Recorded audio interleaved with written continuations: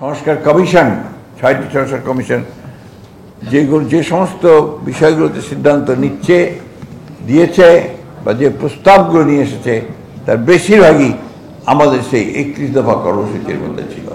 সংস্কার কমিশন সেটা নিয়ে আসেনি।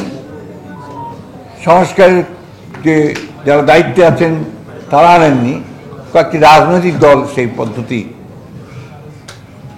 কথা বলছে এবং এটার জন্য তারা আন্দোলন করছে। জনগণের ক্ষমতা জনগণের হাতে ফিরিয়ে দেওয়া যে প্রক্রিয়া, সেই প্রক্রিয়াকে বিলম্বিত করা। ইতিহাসের একটা অত্যন্ত কঠিন সময়ে ক্রান্তি লগ্নে আমরা এখন পার করছি। আমরা ১৫ বছর একটি ফ্যাসিস্ট দল যারা বাংলাদেশের গণতন্ত্রকে ধ্বংস করেছে, অর্থনীতিকে ধ্বংস করেছে এবং বাংলাদেশের আত্মাকে বিনষ্ট করে দিয়েছে, সেই দলটির বিরুদ্ধে লড়াই শেষে জয়লাভ করার পরে ছাত্র জনতার অভ্যুত্থানের মধ্য দিয়ে আমরা একটা সুযোগ পেয়েছি। সেই সুযোগ কি হচ্ছে যে বাংলাদেশকে সত্যিকার অর্থে একটি গণতান্ত্রিক দেশ হিসাবে, গণতান্ত্রিক রাষ্ট্র হিসেবে প্রতিষ্ঠা করবার আমরা সুযোগ পেয়েছি। আমাদের আওয়ামী লীগের দ্বারা যে ধ্বংসপ্রাপ্ত প্রশাসন, রাষ্ট্র কাঠামো, অর্থনীতি, সেটাকে আবার নতুন করে গড়ে তুলবার, নতুন করে কাজ শুরু করবার এবং সে তার উপরে আশা রেখেই সেটাকে কেন্দ্র করেই আমরা প্রফেসর ডক্টর ইউনূস, যিনি একজন নোবেল লরেট, আন্তর্জাতিক খ্যাতিসম্পন্ন একজন অর্থনীতিবিদ, একজন শান্তির আন্দোলনকারী ব্যক্তি এবং গোটা বিশ্বে যিনি সমাদৃত, তাকে আমরা এই দায়িত্ব অর্পণ করেছিলাম যে তিনি তার উপদেষ্টা মণ্ডলী নির্বাচিত করে অতি দ্রুত একটি গণতান্ত্রিক ব্যবস্থায় ফিরে যাবেন, অর্থাৎ একটি নির্বাচনের ব্যবস্থা করে, সকলের কাছে গ্রহণযোগ্য নির্বাচনের ব্যবস্থা করে তিনি জনগণের ক্ষমতা জনগণের হাতে ফিরিয়ে দেবেন। তিনি চেষ্টা করেছেন, কাজও করেছেন এবং সংস্কার কমিশনের মধ্য দিয়ে রাষ্ট্র কাঠামো পরিবর্তনের অনেকগুলো বিষয় হাতে নিয়েছেন। আমরা পত্রিকায় দেখেছি আগামী ১৭ তারিখে যে বিষয়গুলোতে সমস্ত রাজনৈতিক দলগুলো একমত হয়েছে, সেই বিষয়গুলো নিয়ে একটি সনদ স্বাক্ষর হওয়ার কথা আছে।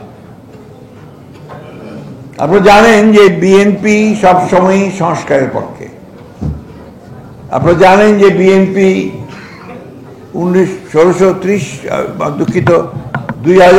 সালে ভিশন 2030 এই নামে একটি কর্মসূচি, এই নামে একটি চার্টার অফ ডিমান্ডস, একটি সংস্কারের কর্মসূচি দেশনেত্রী বেগম খালেদা জিয়া জনগণের সামনে উপস্থাপন করেছিল।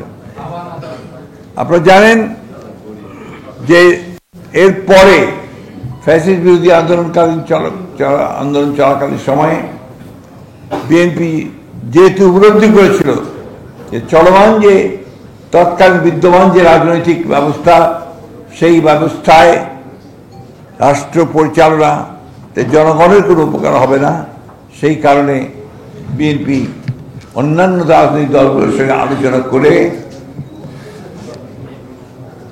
সংস্কারের ৩১ দফা কর্মসূচি জনগণের সামনে তুলে ধরেছিল।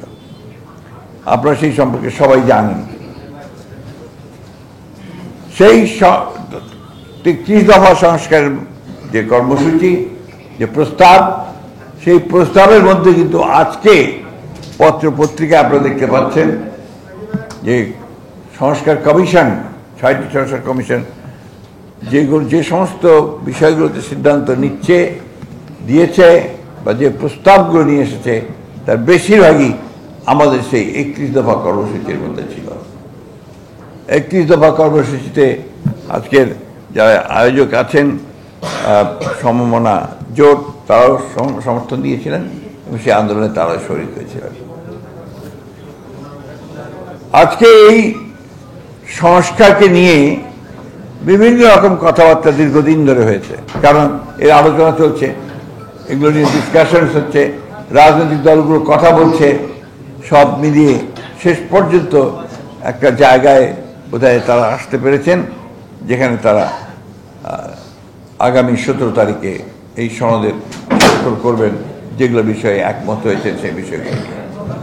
আর যে বিষয়গুলো একমত হওয়া যায়নি সেগুলো নিয়ে রাজনৈতিক দলগুলো জনগণের সামনে তারা নির্বাচনের সময় ম্যানিফেস্টো আকারে যাবেন এবং জনগণের কাছ থেকে সেটার যে তাদের মতামত, ম্যান্ডেট, সেটা আদায় করার চেষ্টা করবেন। বন্ধুগণ, এই নিয়ে অনেক কথা হয়েছে, আমি এই কথাগুলো বারবার বলতে চাই না, বলে আবারও জাতিকে ভারাক্রান্ত করতে চাই না।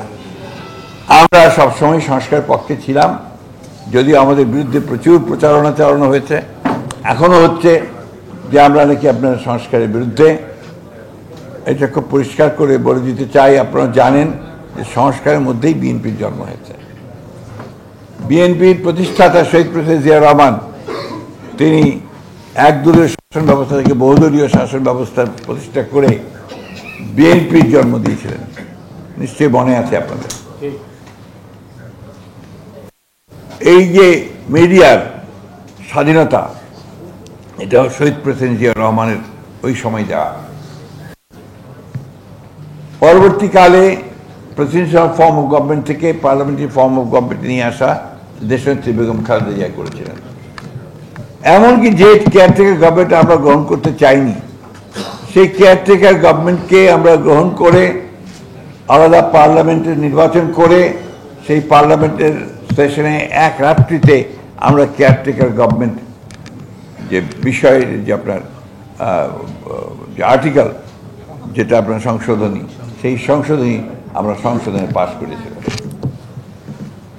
এত কিছুর পরেও এই কিছু সংখ্যক মানুষ আছেন, দল আছে, যারা বিএনপিকে বিভিন্নভাবে দোষারোপ করার চেষ্টা করেছে, এখনো করছে। এখন তো একটা নতুন ধারণা, হঠাৎ করে যে ধারণা সম্পর্কে বাংলাদেশের মানুষের আদৌ কোনো ধারণাই নেই, পিয়ার পদ্ধতি। এই হাউজের মধ্যে কয়জন আছেন বলেন তো যে পেয়ার পদ্ধতি বোঝেন? আছেন নাকি? তো সেই পদ্ধতি তারা, যদিও সংস্কার কমিশন সেটা নিয়ে আসেনি, সংস্কারের যে যারা দায়িত্বে আছেন তারা আনেননি, কয়েকটি রাজনৈতিক দল সেই পদ্ধতি কথা বলছে এবং এটার জন্য তারা আন্দোলন করছে। নিশ্চয়ই আপনারা দেখেছেন যে আন্দোলনও করছে। এর লক্ষ্য একটাই, সেই লক্ষ্যটি হচ্ছে যে নির্বাচনকে বিলম্বিত করা, জনগণের ক্ষমতা জনগণের হাতে ফিরিয়ে দেওয়ার যে প্রক্রিয়া, সেই প্রক্রিয়াকে বিলম্বিত করা। পিআর পদ্ধতি এই দেশের মানুষ গ্রহণ করবে না।